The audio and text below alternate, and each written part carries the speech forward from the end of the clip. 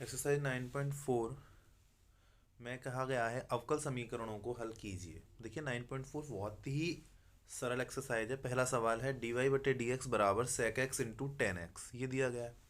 अगर आपको इंटीग्रेशन करना आता है ना, समाकलन करना, तो आप 9.4 ये जो अवकल समीकरण है हल करना है, ये बहुत आराम से कर ले जाओगे। ठीक है, बस आपको ये देखना है कि जो फंक्शन आपको दिए गए हैं वो एक्स के हैं या वाई के। अब देखो, ये तो डी वाई बटे डी एक्स है। अब इधर आपको दे रखा है sec x into ten X. ये किस में है, एक्स में है या वाई में, केवल इतना देखना है। ये एक्स है तो इसके पास डी एक्स पहुँचा दो।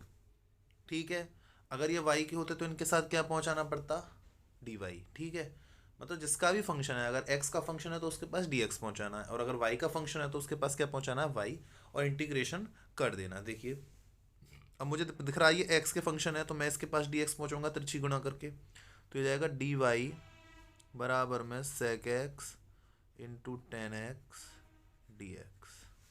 बात आ गई समझ में, ये डी एक्स हमने इधर पहुंचा दिया। अब कहेंगे हम दोनों पक्षों का समाकलन करने पर, दोनों पक्षों का समाकलन करने पर देखिए क्या हो जाएगा, इंटीग्रेशन डी वाई बराबर integration sec x into ten X into D X, ये हो जाएगा। अब देखिए डी वाई का जब भी आप, या डी एक्स का जब भी आप अकेले हों और आप इनका क्या करेंगे, क्या करेंगे, समाकलन, तो देखो यहाँ इसे इंटू में वन लिख सकते हो, और वन का समाकलन कितना हो जाएगा, वाई के रेस्पेक्ट में तो क्या आएगा वाई। एक्स के रेस्पेक्ट में करते थे तो क्या आता था एक्स, यहाँ वाई के रेस्पेक्ट में करने तो क्या आ जाएगा वाई बराबर। अब देखो ये sec x into ten X का एक्स के सापेक्ष में क्या करना है आपको, समाकलन करना है। और sec x into ten X का समाकलन क्या होता है आपको पता है, क्या होता है, सेक एक्स होता है, और प्लस में हम क्या लगा लेंगे, कांस्टेंट सी। देखिए जब आप सेक एक्स का अवकलन करते हो डिफरेंशिएशन, तो आता है sec x into ten X. अब उसका उल्टा करोगे, समाकलन करोगे तो क्या आ जाएगा, सेक एक्स। तो ये वाई बराबर आ गया ना, तो यही इसका क्या है आंसर। देखिए जब भी आप अवकल समीकरण को हल करके लाते हो, तो अगर वो डी वाई बटे डी एक्स है तो उसका जो आंसर है वो वाई का मान होता है। तो वाई का मान ही आपका अवकल समीकरण का क्या होता है, हल होता है। तो इस तरीके से आपका पहला सवाल समाप्त हो गया। दूसरा सवाल करेंगे। दूसरा सवाल है डी वाई बटे डी एक्स बराबर सेक एक्स कोष्टक के अंदर है two sec X plus tan X. ठीक है, देखेंगे क्या करेंगे। पहली बात तो ये देखो, फंक्शन जो दे रखा है आपको ये एक्स में दे रखा है, तो जाहिर सी बात है हम इसके पास क्या लेके जाएंगे, डी एक्स लेके जाएंगे। तो देखो डी वाई बराबर क्या हो जाएगा, सेक एक्स कोष्टक में two sec X plus tan X, और इसके साथ क्या आ जाएगा डी एक्स। अब देखेंगे डी वाई बराबर सेक एक्स के अंदर कोष्टक में दोनों के साथ बारी बारी से क्या करानी है हमें, गुणा। तो ये हो जाएगा टू सेक सेक दो बार है तो sec square x plus sec X की टेन एक्स में क्या हो जाएगी गुणा, sec x into ten X. और इस पूरे का क्या चाहिए मेरे को, डी एक्स। ये डी एक्स दोनों पे है, सेक स्क्वायर एक्स पे भी और sec x into ten X पे भी। चलिए बांट देंगे हम, या आप ऐसा कीजिए, कहेंगे दोनों पक्षों का समाकलन करने पर। जब हम दोनों पक्षों का समाकलन करेंगे तो हम क्या लिख सकते हैं साहब, समाकलन डी वाई बराबर समाकलन कोष्टक के अंदर two sec square x plus sec x into ten x कोष्टक बंद और डी एक्स, इतना आप लिख सकते हैं। चलिए इसका समाकलन क्या हो जाएगा, वाई अभी बताया था बराबर। यहाँ देखो बीच में प्लस लगा हुआ है, जब भी प्लस हो या माइनस हो बीच में, तो आप समाकलन को उन पे डिस्ट्रीब्यूट कर सकते हो, अलग अलग उनको समाकलन का बंटवारा कर सकते हो अलग अलग। ठीक है, तो देखो ये हो जाएगा integration two sec square X, और इसके साथ क्या आ जाएगा जी, डी एक्स।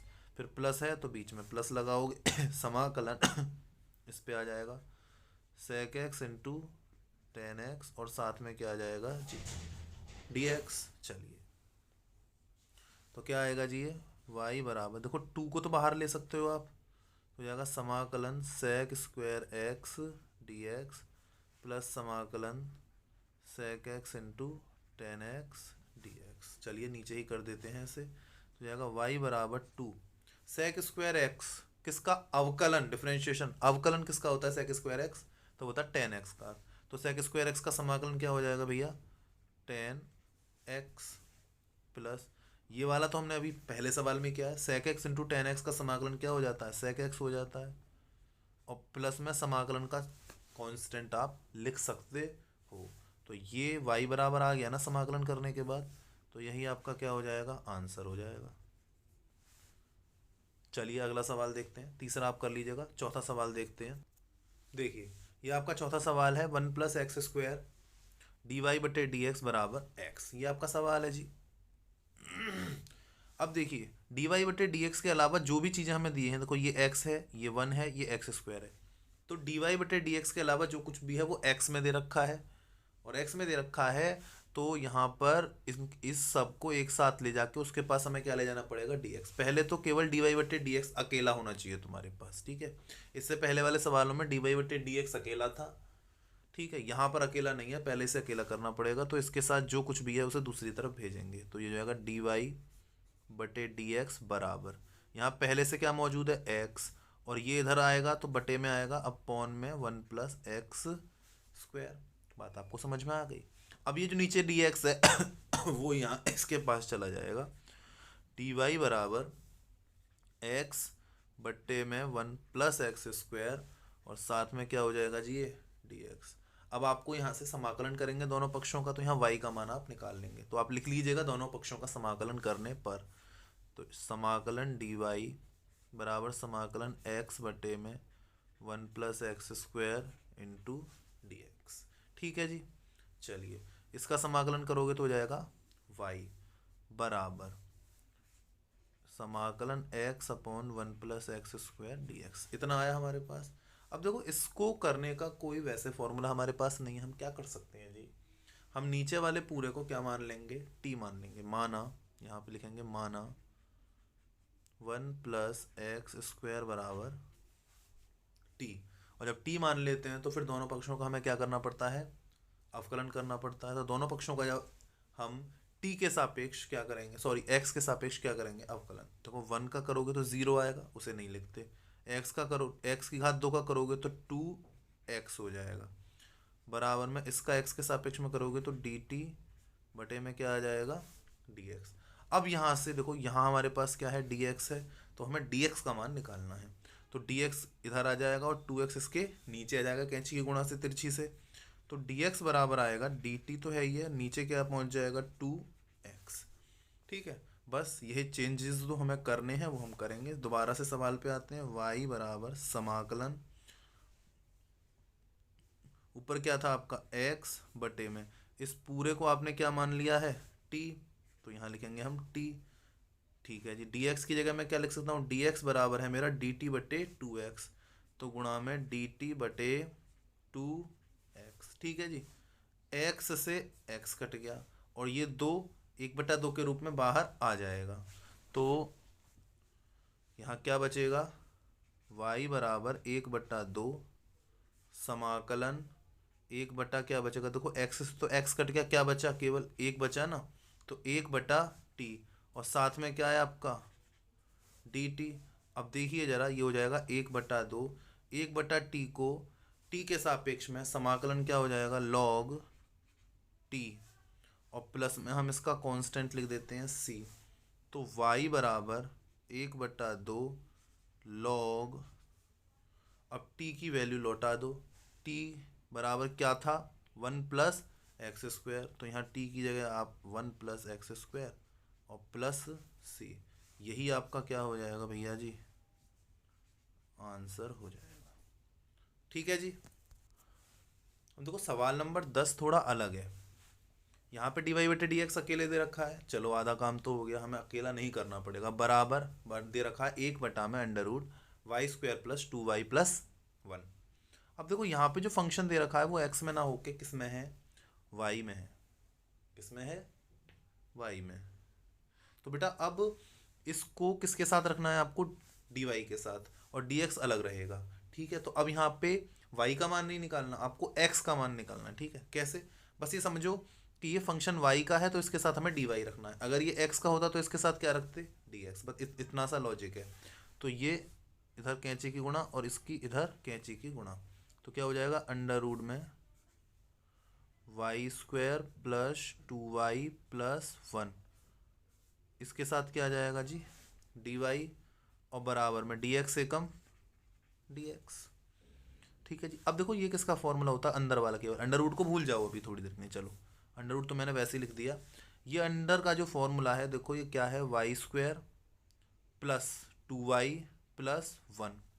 अच्छा थोड़ी देर के लिए समझो, इसे मैं 1 का स्क्वायर लिख सकता हूँ। अब 1 का स्क्वायर क्या होता है, 1 ही होता है ना, ठीक है। तो ये तक क्या पता है, 1y प्लस 1 का होल स्क्वायर। जब आप इसे खोलोगे तो क्या आ जाएगा, वाई स्क्वायर प्लस 1 का स्क्वायर प्लस 2a और b, यही तो होता है। तो जब सॉल्व आउट करते हैं तो ये जाएगा Y square plus 1 plus 2y, देखो वही है। तो मैं ये लिख दूंगा यहाँ पे, ये है 1 प्लस वाई प्लस 1 का होल स्क्वायर dy बराबर dx। ठीक है जी। चलिए स्क्वायर से अंडर रूट खत्म हो जाता है हमें पता है, तो ये हो जाएगा y प्लस 1 dy बराबर dx। हम थोड़ा चेंज करके लिख लेते हैं, dx को पहले लिख देते हैं और ये वाला पक्ष बाद में लिख देते हैं। ये हो जाएगा dx बराबर y प्लस 1 dy। ठीक है जी। चलिए अब हमारा काम वही है, दोनों पक्षों का समाकलन करने पर।